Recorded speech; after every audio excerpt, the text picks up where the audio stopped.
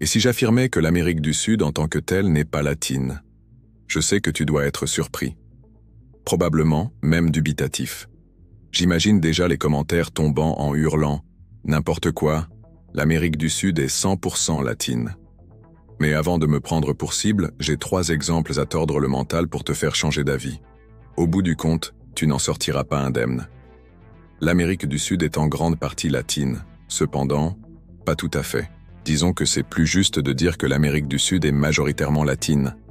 3 pays ont de fortes différences culturelles, politiques, linguistiques et historiques qui les démarquent des autres. Je suis sûr que tu vas me dire que j'ai tort. Tu vas découvrir tes erreurs, mais j'ai envie de me vanter dès à présent que je vais me retourner la situation en ta faveur. Car après cette vidéo, tu sauras des choses sur l'Amérique du Sud que 98% des gens ignorent. Si tu veux t'instruire, sois sage, laisse un pouce bleu, ça m'aidera beaucoup. Et si tu découvres des erreurs dans tes connaissances géopolitiques, tu seras heureux de partager ce contenu avec ton entourage, n'est-ce pas? Amusez-vous bien. Le premier pays qui ne l'est pas est le Guyana. Il se trouve au nord de l'Amérique du Sud, entre le Venezuela, le Brésil et la Guyane française. Sincèrement, si tu ne savais pas où se situait le pays, je peux le comprendre. Le Guyana est un pays méconnu, pas vraiment touristique et peu visité. Son existence est oubliée et son influence est encore moindre. Pourtant, c'est un pays indépendant. Il a ses propres institutions, sa propre devise, son propre drapeau, ses propres lois. Bref, c'est un pays, point barre. Et attends, j'interviens. L'Amérique du Sud est composée de pays hispanophones, lusophones et anglais. Que veux-tu dire, Léo?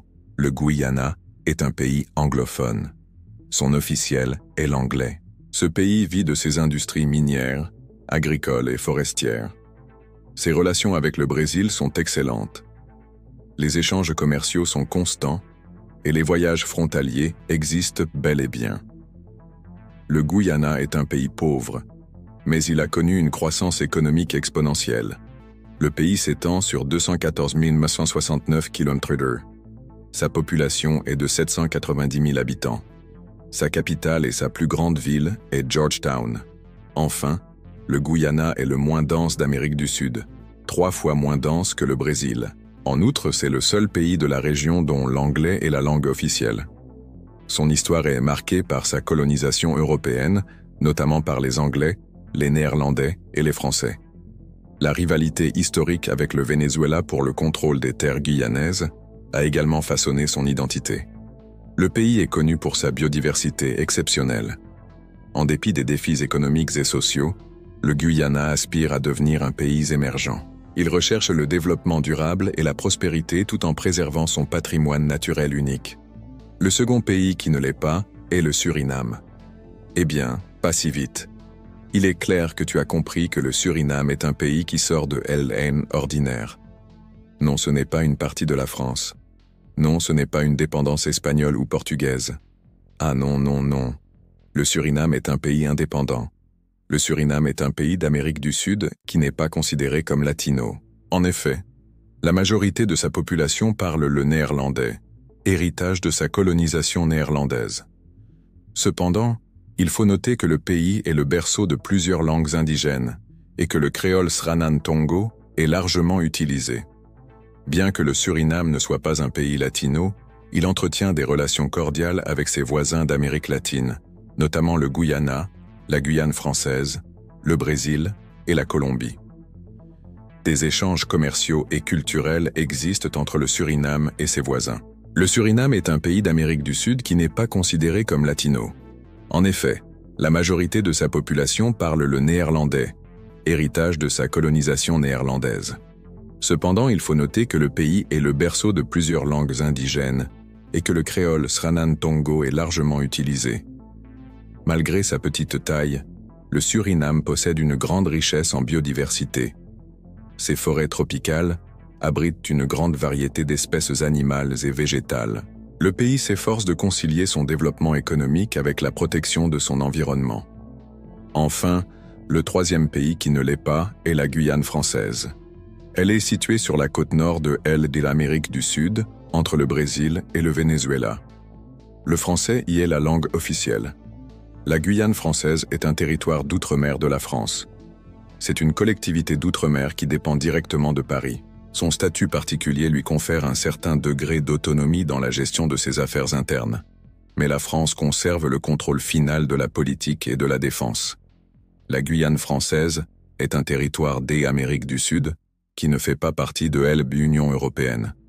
Sa proximité géographique avec le Brésil et l'Amérique latine a conduit à des échanges culturels et économiques importants. Toutefois, son statut de territoire français lui interdit d'adhérer à des organisations latino-américaines.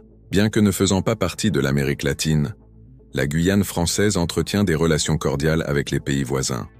Des liens commerciaux et des collaborations régionales existent malgré les différences culturelles et politiques. La Guyane française est un territoire français situé en Amérique du Sud. Contrairement aux autres territoires français d'outre-mer, elle n'a pas d'autonomie politique. La France exerce directement son autorité sur le territoire. Le droit français s'applique en Guyane et les lois sont promulguées directement par le Parlement français.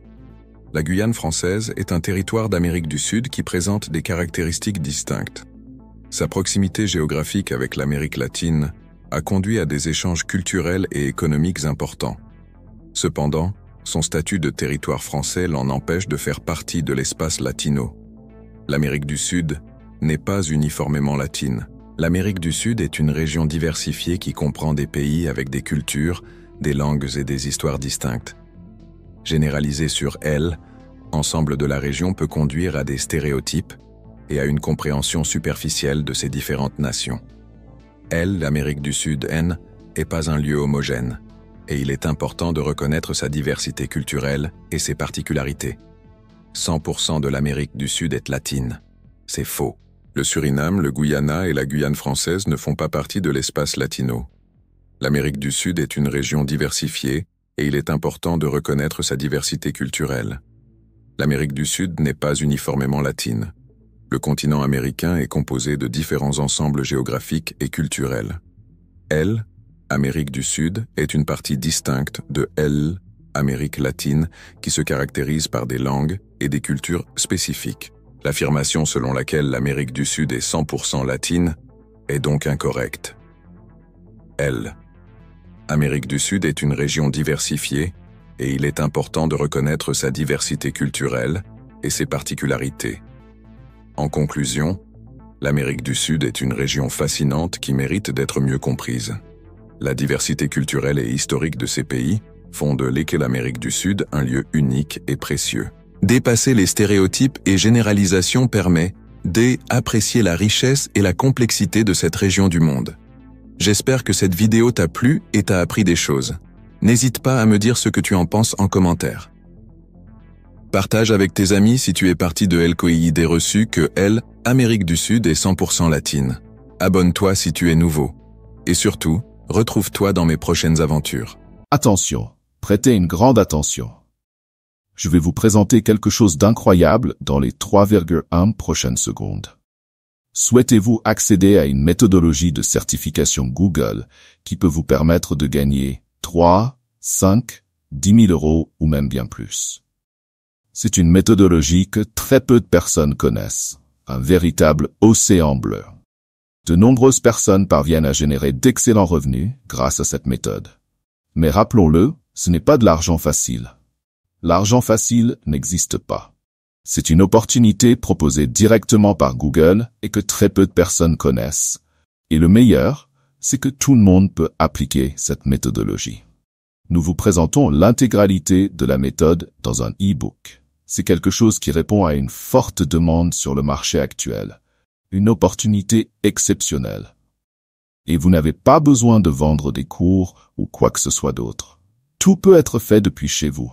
Le prix original de l'e-book est de 147 €, mais vous ne paierez que la moitié de ce montant, soit 73 €. En réalité, vous ne paierez même pas cela. Le prix que vous paierez est de seulement 9,87 €. C'est pratiquement gratuit compte tenu de la valeur offerte. Et en plus, vous recevrez un super bonus 100% gratuit. Et votre risque est nul, car après l'achat, vous bénéficiez d'une garantie de 7 jours pour demander un remboursement. Vous aurez accès à tout le contenu et aux bonus, et vous aurez toujours cette garantie pour récupérer votre argent si nécessaire. Foncez et procurez-vous l'e-book au tarif promotionnel, car ce prix peut augmenter à tout moment. Cliquez sur le lien dans le premier commentaire épinglé.